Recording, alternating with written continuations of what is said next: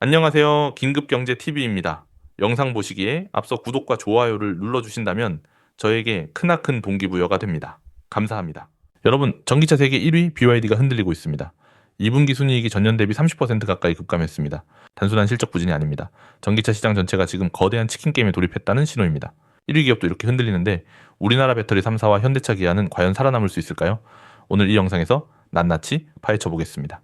끝까지 보시면 지금 전기차 시장에서 무슨 일이 벌어지고 있는지, 그리고 어디에 기회가 있는지 정확하게 파악하실 수 있습니다. 자, 바로 시작하겠습니다. 먼저 큰 그림부터 보겠습니다. 전기차 시장이 얼마나 빠르게 커졌는지 체감하셔야 합니다. 2018년 전 세계 전기차 판매량은 200만 대였습니다. 전체 승용차의 고작 2%였죠.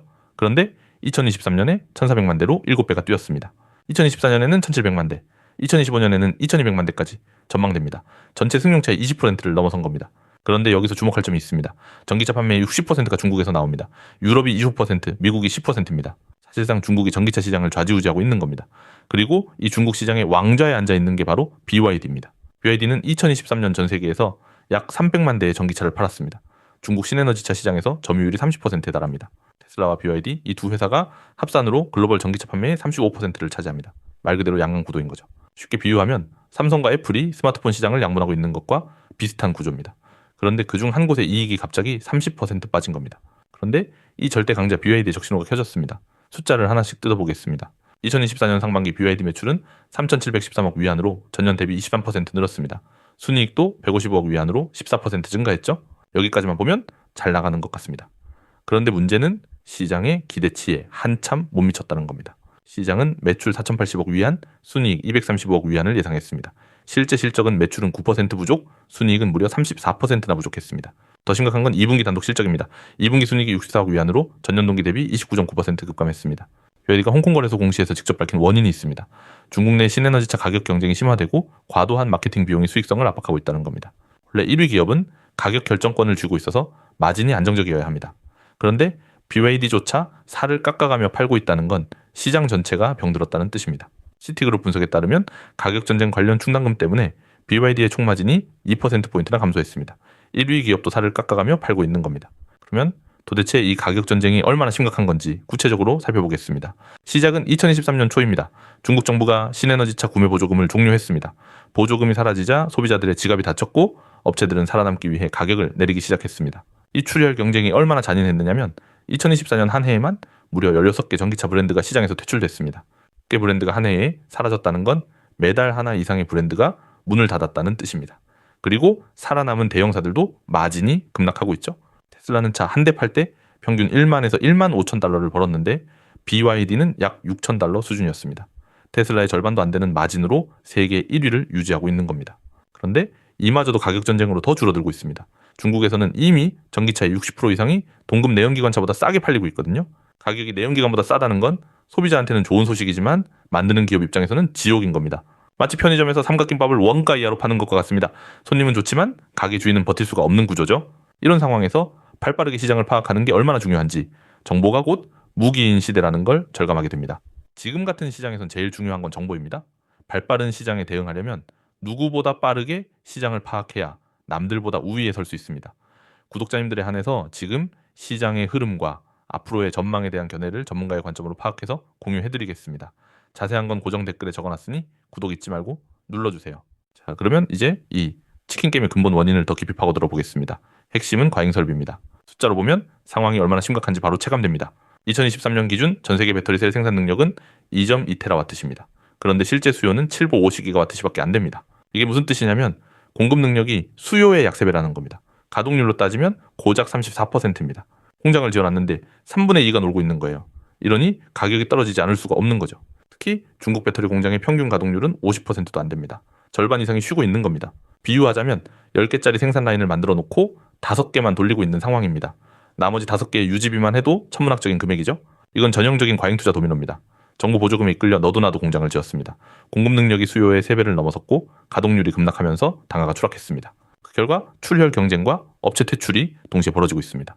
결국 살아남는 자 중심으로 시장이 재편될 수밖에 없는 구조입니다. 자, 이제 우리나라 이야기로 넘어가겠습니다. 한국배터리 3사, LG에너지솔루션, SK온, 삼성 SDI의 상황입니다. 숫자가 충격적입니다. LG에너지솔루션의 글로벌 공장 가동률은 2022년 73.6%에서 2025년 상반기 51.3%로 떨어졌습니다. SK온은 더 극적입니다. 2023년 87.7%였던 가동률이 2024년 43.6%까지 곤두박질 쳤다가 2025년 상반기 52.2%로 겨우 반등했습니다. 삼성 SDI 소형전지도 2023년 58%에서 2025년 상반기 44%로 하락했습니다. 세 회사 모두 가동률이 50% 안팎이라는 겁니다. 2024년 4분기 기준 3사 합산 영업손실이 약 8천억 원입니다. 한 분기에 8천억을 잃고 있는 겁니다. 부채 규모도 어마어마합니다. LG에너지솔루션 차입금이 20.9조 원인데 불과 6개월 만에 5.4조 원이 늘었습니다. SK온 16.8조, 삼성 SDI 11.4조입니다. 3사 차입금을 다 합치면 거의 50조 원에 육박합니다. 우리나라 1년 국방 예산이 약 60조 원인데 배터리 3사 빚이 국방비에 맞먹는 수준인 거죠. 이건 정말 위험한 수준이 아닌가 하는 생각이 들 수 있습니다. 그런데 이 빚의 성격을 잘 봐야 합니다. 그런데 여기서 반전이 있습니다. 또 이렇게 힘든 상황에서도 한국배터리 3사는 연구개발 투자를 줄이지 않고 있습니다. 3사 합산 연구개발비가 연간 2.5조 원을 넘습니다. LG에너지솔루션은 매출 대비 R&D 비율을 4.2%에서 5.2%로 올렸고 삼성 SDI는 무려 7.8%에서 11.1%로 급증시켰습니다. 적자를 내면서도 연구개발에 돈을 쏟아붓고 있는 겁니다. 왜 그럴까요? 업계 관계자의 말을 빌리면 전기차 침체 이후 수요가 회복될 때 신속하게 대응하기 위한 선제적 투자 전략이라는 겁니다. 지금은 힘들지만 이 겨울을 버텨내면 봄이 온다는 판단인 거죠. 마치 2008년 금융위기 때 삼성전자가 반도체 투자를 오히려 늘려서 결국 세계 1위를 굳힌 것과 같은 전략입니다. 실제로 이 판단이 맞는지 데이터로 확인해 보겠습니다. 중장기 전망을 보면 전기차 시장은 분명히 계속 커집니다. BNEF 기본 시나리오 기준으로 2035년 전기차 판매 비중은 56%까지 올라갑니다. 2040년에는 70%입니다. 지금 전기차 비중이 20%인데 15년 뒤에는 70%라는 겁니다. 시장이 3.5배 더 커진다는 뜻이죠. IEA도 2035년에 전 세계 도로 위 전기차가 5억 2,500만 대에 달할 것으로 전망합니다. 전체 차량의 25% 이상이 전기차가 되는 거죠. 배터리 수요도 폭발합니다. 2023년 750GW시였던 전기차용 배터리 수요가 2030년에는 약 7배인 525GW시까지 늘어날 전망입니다. 지금은 과잉 설비 상태지만 7년 뒤에는 이 설비가 다 필요해진다는 뜻입니다. 그래서 지금 버틸 수 있느냐가 승부의 관건인 겁니다. 여기서 한국 기업들에게 유리하게 작용하는 구조적 변화가 있습니다. 바로 공급망 재편입니다. 첫째, 미국의 인플레이션 감축법 IRA입니다. 이 법은 북미에서 최종 조립된 전기차에만 세액 공제를 줍니다. 배터리 부품과 원재료도 비중국계 조달 비율을 높여야 합니다. 둘째, EU의 넷제로 산업법 NZIA입니다. 유럽도 역내 배터리 생산 비중을 높이려는 정책을 추진하고 있습니다. 셋째, 이런 정책들이 중국산 배터리와 전기차의 수출을 제한하는 효과를 만들어냅니다. 한국 배터리 3사가 북미와 유럽의 합작법인을 세우고 있는 이유가 바로 여기에 있습니다. IEA와 BNF 모두 미국과 EU의 현지화 요건 때문에 한국과 일본 배터리사가 북미 유럽 합작법인 확대를 통해 중장기적으로 수혜를 받을 수 있다고 분석하고 있습니다. 중국 업체들이 자국 내에서 과잉 경쟁에 시달리는 사이 한국 업체들은 미국과 유럽이라는 프리미엄 시장에서 자리를 잡아가고 있는 겁니다. 쉽게 말해 중국 업체들은 레드오션에서 출혈 경쟁을 하고 있고 한국 업체들은 규제가 만들어준 블루오션에서 포지션을 잡고 있는 형국입니다. 이제 현대차와 기아 이야기를 해보겠습니다. K 완성차의 전략은 어떤지 분석해보죠. 현대차 그룹은 2030년까지 전 세계에서 전기차 364만 대를 판매하겠다는 목표를 세웠습니다. 글로벌 톱3 전기차 제조사를 지향합니다. 국내에서만 151만 대를 생산하고 이를 위해 24조 원을 투자합니다. 전기차 전용 라인업도 31개 차종까지 확대할 계획입니다. 특히 주목할 건 통합 모듈러 아키텍처 기반의 EM 플랫폼입니다. 2025년부터 도입되는 이 플랫폼은 다양한 전기차를 효율적으로 생산할 수 있게 해줍니다. 하나의 플랫폼으로 세단도 SUV도 소형차도 만들 수 있다는 겁니다. 마치 레고 블록처럼 부품을 조합해서 여러 모델을 찍어내는 방식이죠. 그리고 현대차의 가장 현명한 전략 중 하나가 지역 선택입니다. 가격 전쟁이 극심한 중국 시장에 직접 뛰어들기보다 북미, 유럽, 인도, 동남아를 집중 공략하고 있습니다. 단기적으로는 하이브리드와 플러그인, 하이브리드로 수익을 확보합니다. 미국과 유럽에서 전기차 성장이 둔화되는 구간에서 하이브리드가 브릿지 역할을 하는 거죠. 중장기적으로는 EM 플랫폼을 기반으로 순수 전기차 전환을 가속합니다. 31개 차종으로 모든 차급을 커버하겠다는 전략입니다. 이건 상당히 현실적이고 영리한 접근입니다. 무작정 전기차만 밀다가 적자의 늪에 빠진 다른 업체들과 차별화되는 부분이죠. 실제로 미국 시장에서 하이브리드 판매가 2024년에도 두 자릿수 성장을 이어가고 있습니다. 소비자들이 아직 완전한 전기차 전환에는 망설이고 있기 때문입니다. 자, 이제 핵심을 정리하겠습니다. 이 치킨 게임에서 누가 살아남을 것이냐? 결국 구조적으로 누가 유리한가의 문제입니다. 리스크부터 보겠습니다. 첫째, 가격 전쟁이 장기화되고 있습니다. BYD도 이익이 30% 줄었고 중소업체는 퇴출되고 있습니다. 둘째, 과잉 설비 문제입니다. 배터리 가동률이 전 세계적으로 50% 안팎이고 한국 3사도 예외가 아닙니다. 셋째, 정책 변동입니다. 미국 IRA 조건 변화, 유럽의 반부조금 조사, 중국산 전기차 관세 등이 변수로 작용합니다. 넷째, 마진 하락 압박입니다. 주요 업체들의 평균 마진이 2022년 대비 약 35%나 줄었습니다. 이 추세가 계속되면 체력이 약한 업체부터 쓰러지게 됩니다. 반면 기회도 분명합니다. 첫째, 2035년 전기차 판매 비중 56% 시대가 옵니다. 중장기 수요는 확실합니다. 둘째, 고체 전지를 비롯한 차세대 배터리 기술에서 한국이 앞서가고 있습니다.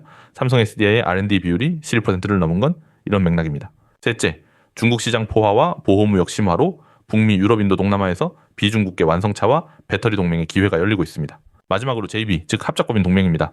GM과 LG, 포드와 SK, 스텔란티스와 삼성 SDI 등 글로벌 완성차와 한국 배터리사의 동맹이 견고합니다. 결국 이 치킨 게임에서 살아남을 기업의 조건은 명확합니다. 첫째, 적재도 R&D 투자를 유지할 수 있는 재무체력입니다. 한국 3사가 연간 2.5조 원을 쏟아붓고 있는 이유가 여기 있습니다. 둘째, 중국 의존도를 낮추는 지역 다변화입니다. 현대차가 북미, 유럽, 인도, 동남아에 집중하는 전략이 대표적입니다. 셋째, 하이브리드로 당장의 수익을 확보하는 현실적인 전략입니다. 순수 전기차만 고집하다간 현금이 먼저 바닥납니다. 넷째, 미국과 유럽에서 현지 합작법인을 통해 IRA와 NZIA 같은 정책 수혜를 확보하는 것입니다. 한 가지 더 말씀드릴 게 있습니다. BYD가 국내 시장에서 수익성이 악화되면서 해외로 눈을 돌리고 있습니다. 2024년 2분기 해외 판매가 약 25만 8천 대로 전년 대비 145% 폭증했습니다. 중국 전기차 수출은 2023년에만 120만 대로 80% 증가했고요. 이 물량이 유럽과 동남아를 중심으로 쏟아지고 있습니다. 한국 완성차와 배터리사 입장에서는 중국 업체들의 해외 확장이 새로운 위협입니다. 자기 시장에서 출혈 경쟁을 하다가 이제는 남의 시장에서도 가격을 무기로 밀어붙이고 있으니까요. 다만 유럽이 중국산 전기차에 최대 38%의 추가 관세를 부과하기 시작했고 미국도 100% 관세를 매기고 있습니다. 이 관세 장벽이 한국 기업에게는 일종의 보호막이 되고 있는 상황입니다. 마지막으로 시나리오별 전망을 정리하겠습니다. 낙관 시나리오에서는 정책 지원이 지속되면서 배터리 가격이 더 떨어지고 2030년 전기차 비중이 45에서 50%까지 도달합니다. 한국 배터리사들의 해외 합작법인이 수익화를 시작하죠. 비관 시나리오에서는 미국 정책 변화로 보조금이 축소되고 과잉 설비 가격 전쟁이 2027년까지 이어집니다. 2030년 전기차 비중이 35에서 40%에 머물면서 한국 3사 중 일부가 구조조정에 들어갈 수도 있습니다. BNF의 콜린 맥케라커는 미국발 규제 변화로 전기차 전망을 처음으로 하향 조정했다고 밝혔습니다.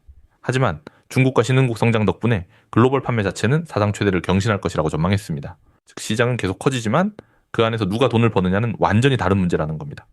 파이가 커져도 한 조각의 크기가 줄어들면 소용이 없는 거죠. 정리하겠습니다. 앞으로 주시해야 할 핵심 변수 4가지입니다. 첫째, 중국 전기차 가격 전쟁이 언제 진정되느냐입니다. BYD의 분기 실적이 바로미터가 됩니다. 둘째, 미국 IRA 정책의 향방입니다. 보조금 조건이 바뀌면 한국 배터리사 수혜 구조도 바뀝니다. 셋째, K배터리 3사의 가동률 반등 여부입니다. 50% 안팎에서 60%를 넘기느냐가 흑자 전환의 갈림길입니다. 넷째, 현대차 기아의 하이브리드 실적입니다. 이 실적이 전기차 전환 속도와 투자 여력을 좌우합니다. 투자하시는 분들은 K배터리 가동률을 분기마다 꼭 체크하시고 현대차의 하이브리드 판매 추이를 모니터링하시기 바랍니다. 미국 정책 변화에 따른 합작법인 수혜 여부도 중요한 체크포인트입니다. 지금 같은 변동성 구간에서는 한꺼번에 베팅하기보다 분할 매수로 접근하시는 게 안전합니다. 여러분, 시장은 지금 이 순간에도 1분 1초가 급변하고 있습니다.